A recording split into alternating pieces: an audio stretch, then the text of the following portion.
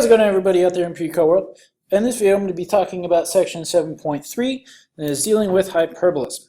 Here are the two standard forms of hyperbola. Notice one has x minus h squared first and the other one has y minus k squared first. The biggest thing about hyperbolas is instead of ellipses, it has a subtraction sign in between your squared terms. If the x squared comes first, it will open in the x direction. Yay, hyperbola. If the y squared comes first, it will open in the y direction. Yay, hyperbola. Okay, the center is hk for both of them. The asymptotes are y equals k plus or minus b over a all times x minus h. Notice the axes, transverse axis, all that means, let's see, good color.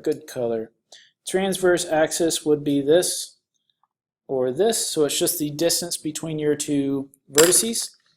The converse axis is the other distance, or the other axes. Yay, so transverse, it actually touches your vertices. The foci, just like an ellipse, they're going to be on your major axis or your transverse axis because it's touching the points. And kind of similar to ellipses, it is still kind of like Pythagorean theorem, a squared plus b squared, except ellipses had a minus. Notice this is just straight up Pythagorean theorem. C squared equals a squared plus b squared. That is how you find the distance from the center for your foci. All right, let's take a look and actually graph one of these things. Okay, looking at our first example, we have x minus 1 squared. So already I noticed that I have the x part first, so it is going to open in my x direction. I know that much. I have x minus 1, y plus 2, so I can at least say that my center is 1, negative 2, just like we could in the ellipses. My distance a in the x direction should be 3, y direction should be 2. Remember, you have to take the square roots of those numbers. So I can graph my center, 1, negative 2. There's my center. So now this a and this b, for a, go 3 to the right, 3 to the left. And what I usually do is put little dashes because this is going to help create our asymptotes for the hyperbolas. Same thing, for b, I'm going to go 2 up, 2 down. And now I can see that if I kind of continue these things, I create like a rectangle, which the asymptotes, since it's rise over run, well, all I have to do here is go through the center and connect my vertices of that rectangle. Same on the other side. And there are my asymptotes. So that's why I said don't worry about them too much, but I will show you how to do them. So there's my asymptotes. I know it's going to open left and right since the x squared comes first. So I have one vertice right there. And we'll get closer to the asymptote in either direction. That wasn't a very good side. Let's try to do this side better. Oh, pretty. Oh, look at you go. It's so pretty. Hey, and there would be my hyperbola. So for the foci, if it asks you to do that, you have c squared equals a squared plus b squared. So c squared would equal 9 plus 4, so c squared would equal 13. So c is root 13 plus or minus. 13 is a little bit less than 4, more than 3. So 1, 2, 3. So there would be a foci, and there would be a foci, if you had to draw those on there. Cool, let's look at another. Next example. With this one, I have my y squared first, so this one I know will open up and down. It will open in the y direction. For my center, I have nothing with my x, so I have 0 there, negative 2 with the y, so 2. So I can put a center right there. And it looks like in the x direction, I'm going to go square root 12 distance either way, which is more than 3 and less than 4, 3 point something. So 1, 2, 3, sure. 1, 2, 3, sure. Somewhere in there.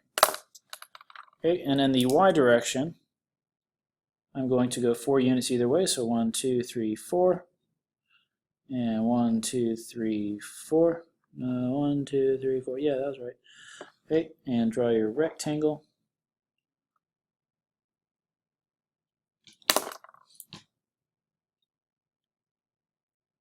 Oh, so pretty. And then you can draw some asymptotes.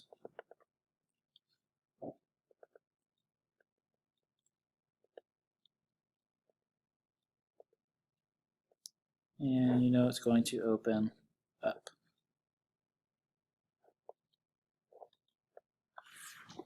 Oh, hyperbola. It's so cute. Oh. Asked to find your foci. C squared equals a squared plus b squared. C squared equals 16 plus 12. C squared equals 28. C equals the square root of 28. Oh yes. More than 4, more than 5, even less than 6. So you could go foci and 4.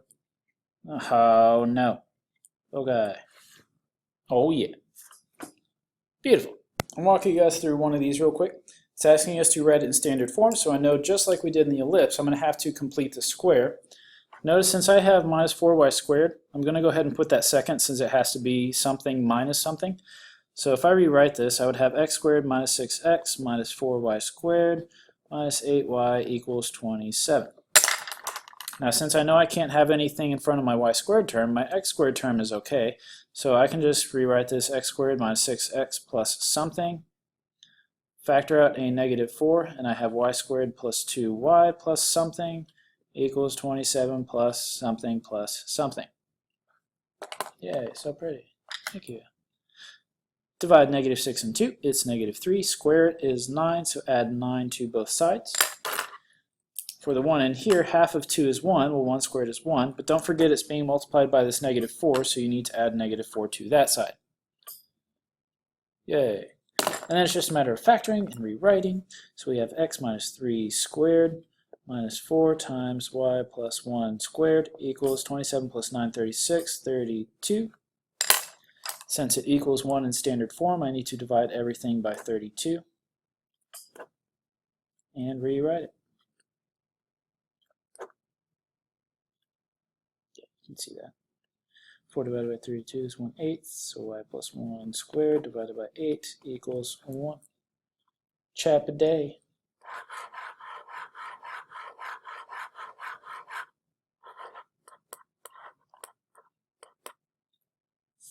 Monkey hyperbola. Yeah, look at our next example. We're almost there. We're getting close. We're getting close.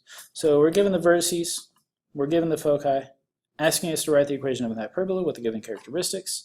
Yay.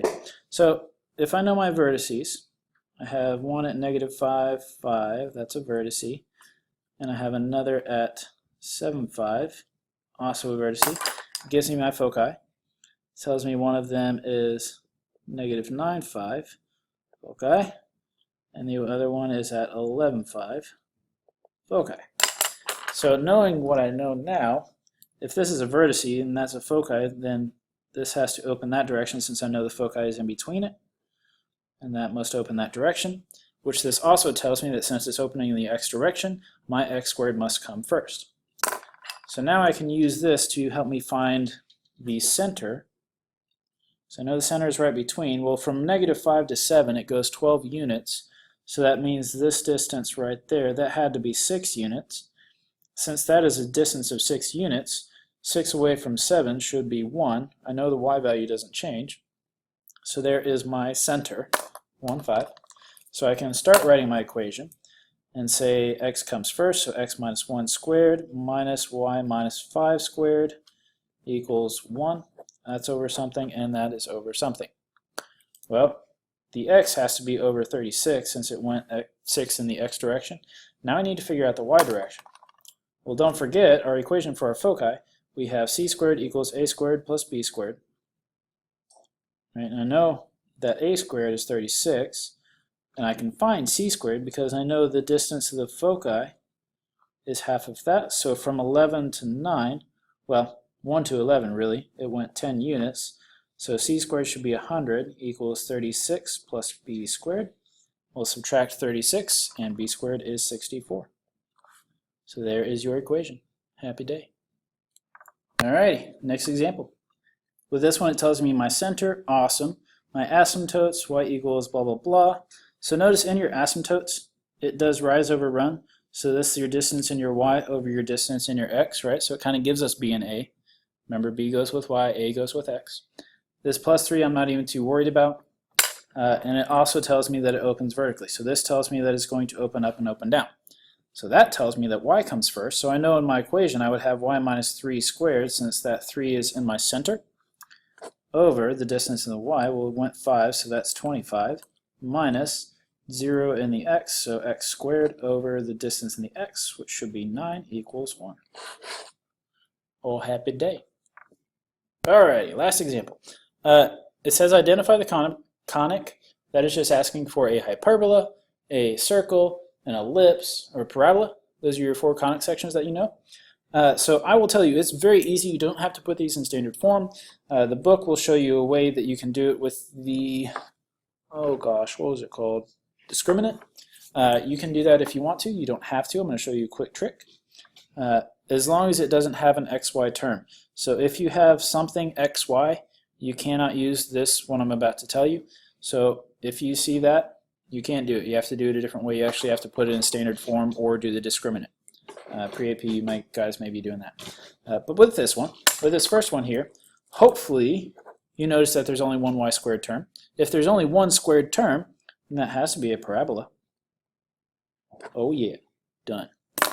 With our next one, notice I have x squared, I have y squared.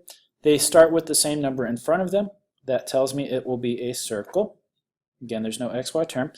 This could also work if you have like 5x squared and 5y squared. As long as they are both the same number, you will end up with a circle. The next one, notice that your y squared is on the opposite side, so let's go ahead and put them on the same side as the x squared. So if I add y squared to that side, I have 2x squared plus y squared. These are different numbers in front of them. It is plus. That will give me an ellipse. If I could spell it properly, let's rewrite it. Yeah. Ooh yeah. Cool. This one, I have 3y squared minus 5x squared. They are different numbers. There is a minus in between, which is super important. The minus in between is only going to happen when you have a hyperbola. Hyperbola. Oh yeah. I am so happy.